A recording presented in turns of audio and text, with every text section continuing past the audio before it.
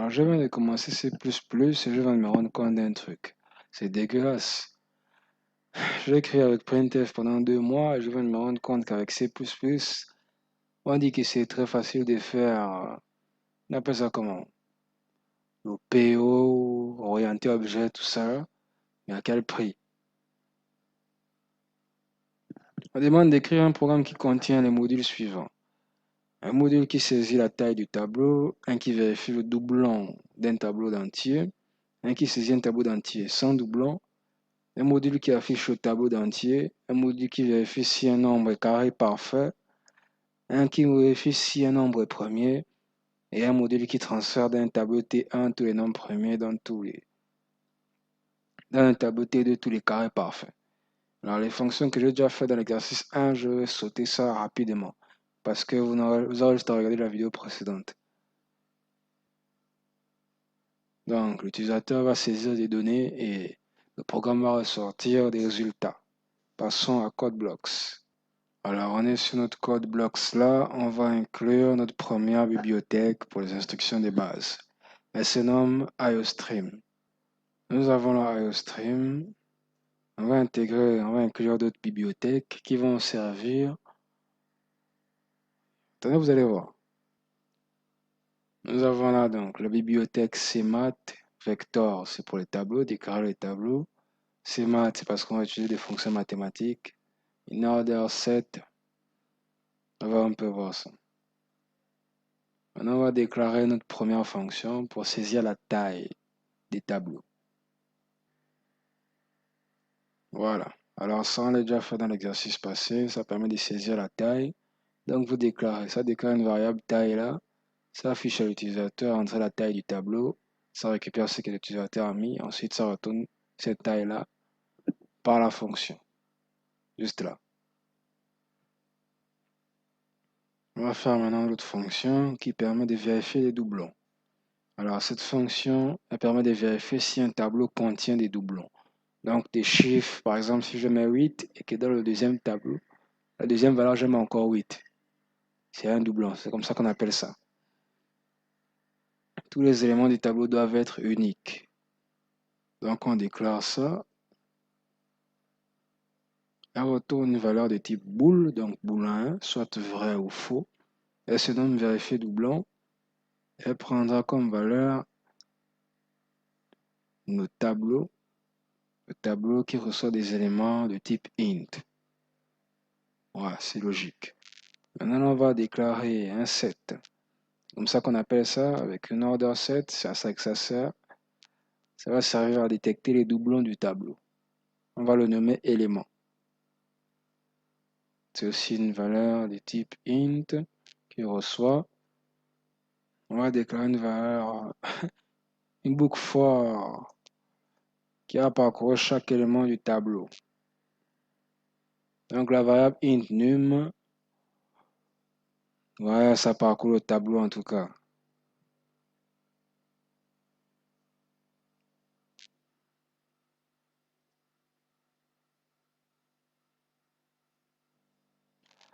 On ajoute cette condition-là qui vérifie s'il y a un décès semblable dans ça. Donc dans les éléments du tableau qui parcourent là, c'est là c'est find, and ça vérifie s'il y a un élément qui sont semblables dans le tableau. Ensuite, si c'est le cas, on va retourner true. Voilà, de cette façon-là. Et là, ensuite, on va ajouter l'élément au set avec ça. Et si ce n'est pas le cas, ça ne trouve pas. On va retourner false. Ça veut dire qu'aucun doublon n'a été trouvé. On va passer à la prochaine fonction. Je viens de me rendre compte d'un truc. J'ai oublié de mettre la fonction main pour la structure de base. Maintenant, on va faire le module qui saisit le tableau. La fonction qui va saisir les éléments du tableau sans doublon. Elle va se nommer saisir tableau. Donc, ça traite avec le tableau qui reçoit des valeurs de type int.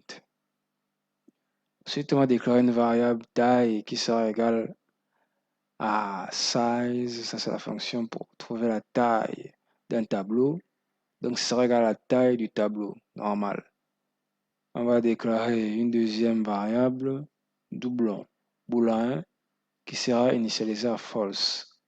Avant ça, on fait la borne de while. Donc, tant que il y a un doublon qui est trouvé, ça va continuer à relancer, relancer, relancer. Donc, maintenant, le doublon, on l'initialise à false.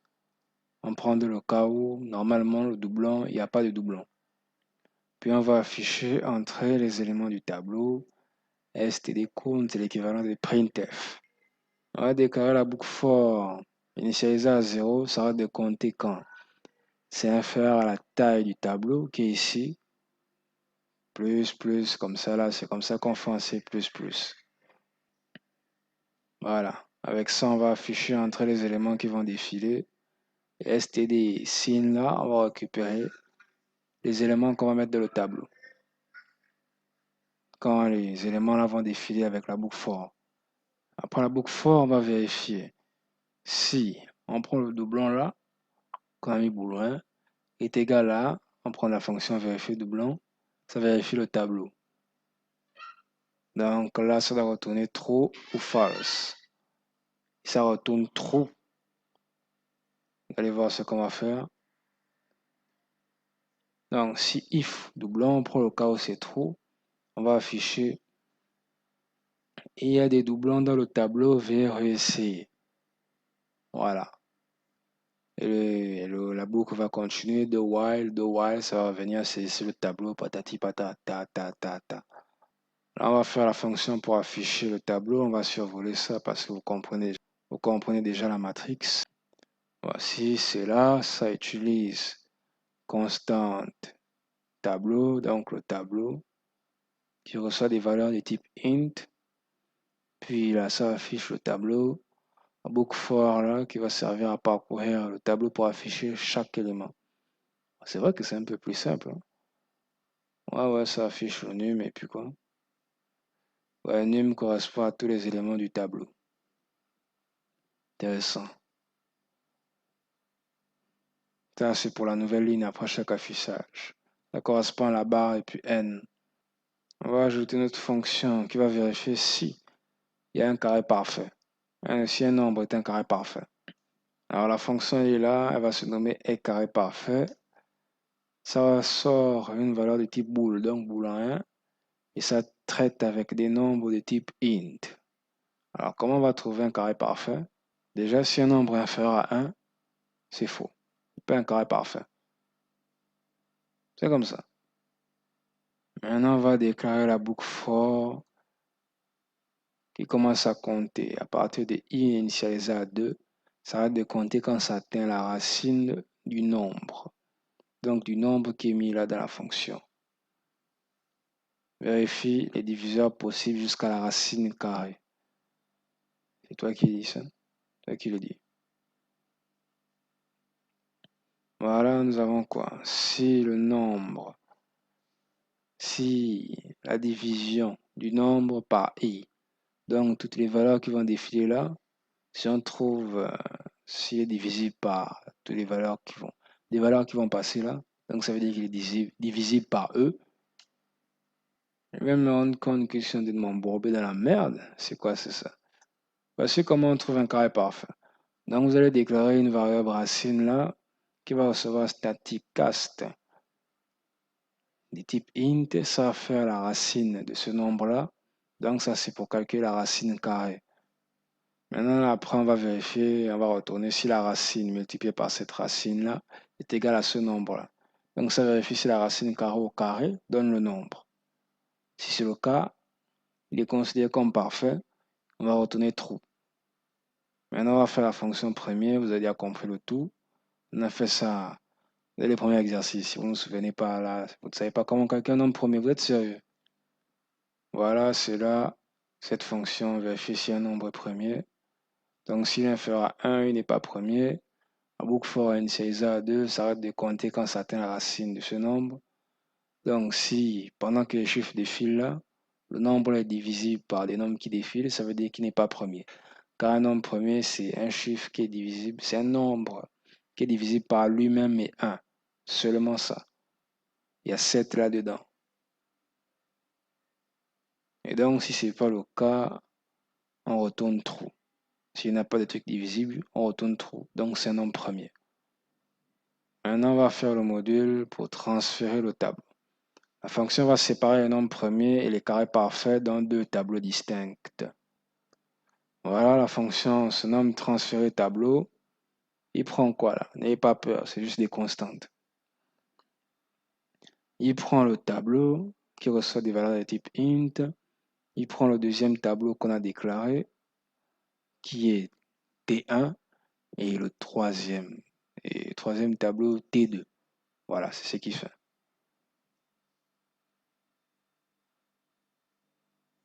Donc, on va d'abord déclarer une boucle for, voilà, qui va parcourir chaque élément du tableau.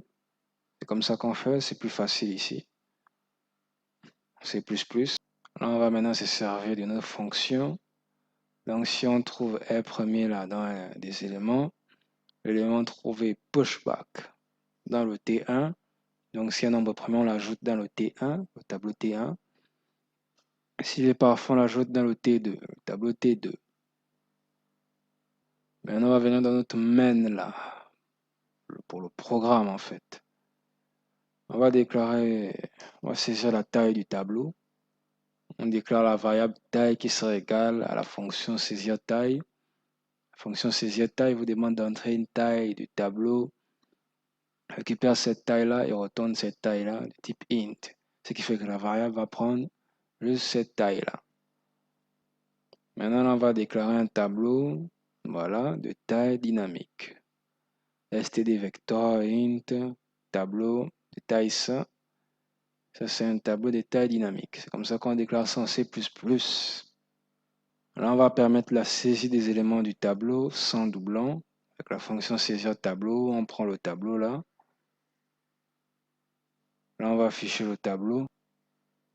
Avec ça, on va déclarer encore les deux tableaux T1 et T2 là, avec std vector là, pour les nombres premiers et les nombres parfaits. On va faire maintenant le transfert des nombres premiers et des carrés parfaits dans le tableau T1 et T2. On prend la fonction transférer tableau, voilà. Ça fait son travail avec là, tableau T1 et T2. Là, on va afficher le résultat. Juste ici, on affiche là le tableau des nombres premiers. Et on affiche le tableau des carrés parfaits, T1 et T2 respectivement. On va compiler ça.